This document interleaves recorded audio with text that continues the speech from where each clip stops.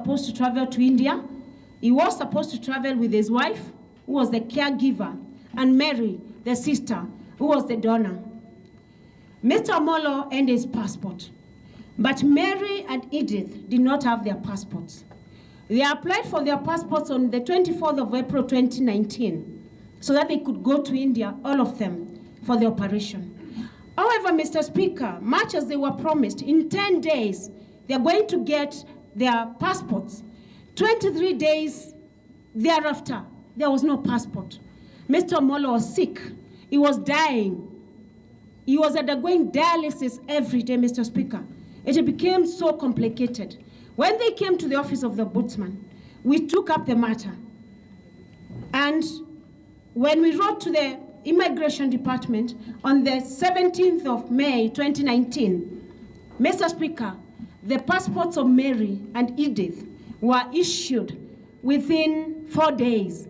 By the 21st of May 2019, Mary, Edith, Mr. Omolo were ready to travel to India to get relief, to get the medication. And we thank God for this opportunity to be here.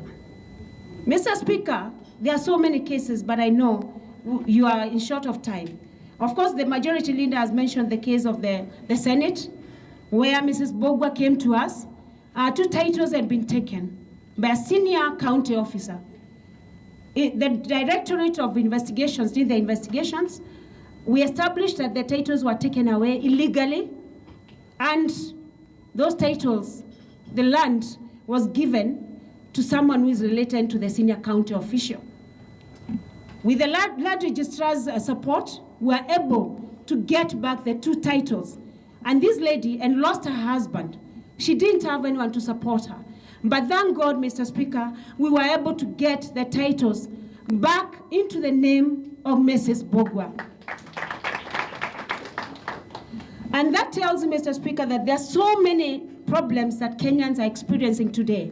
The issue of pending bills is alive in our office. We have many cases of many counties that are refusing to pay.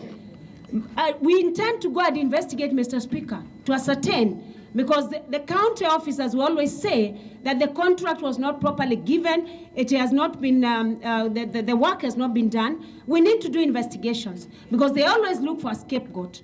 But we have a problem with the resources. At times, our in Directorate of Investigations and Research cannot move.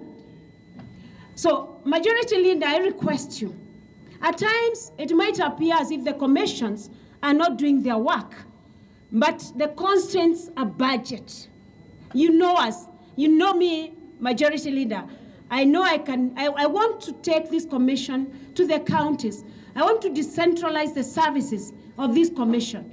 But when you put in your budget, you know the answer. Dr. Jane knows the answer more. So we need to do that.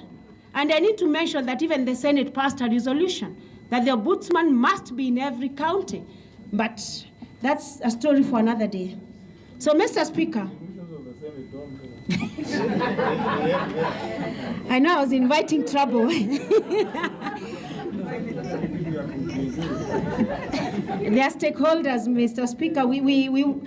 When they do something, we just... Thank you, Mr. Speaker, for reminding me that. But now that you're here, you've heard me.